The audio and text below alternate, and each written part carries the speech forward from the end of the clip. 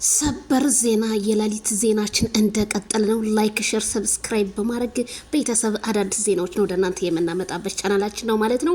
ጉድና ጅረት ወደ ኋላ ነው ይባላል። አቤላ ያንተ ወስላታ ይዣለሁ ማለት ነው። ሪፕላይ እንዳደረካት ሩታና ሶሊያና በመጡበት ፎቶአቸው ማለት ነው።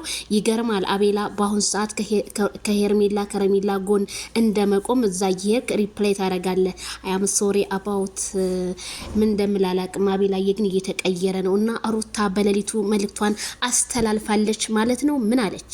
በእጅ ወርቅ እንዳለው ያወቀ ነጋዴ ገበያውን ተዟዙረህየው ለማለት አይፈራም ብላለች። እንግዲህ የሩታ መልእክት እንግዲህ ይሄ ምን ማለት ነው? ቅኔው የገባቸው እንግዲህ ወይ ሩታ አልሽ ስማ ማይክል ጃክሰን በራሱ እንደሚተማመን ስለሚያቅ ዓለምን ገና ይዞራታል። እኛን ትቶ ደግሞ ሌላ ሰው ይፈልጋል እንደማለት መሰለኝ። በእጁ ነው ሁሉ ነገር።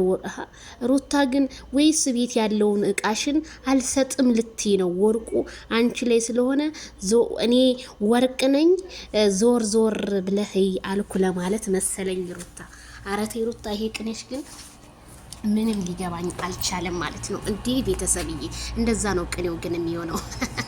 እና አቤላ ደግሞ ሶሊያና ይቺ ልጥፍ ፍቅረኛ ማለት ነው። ይቺ ልጥፍ ፍቅረኛ ከሩታን እየሳመች ምናምን የመጣችሁ ማን ለማስቀናት ነው? ሄርሜላ ከረሜላን የኔ ትርንጎን ማንም ማይስማት አለ እኔ አፕልን ማለት ነው።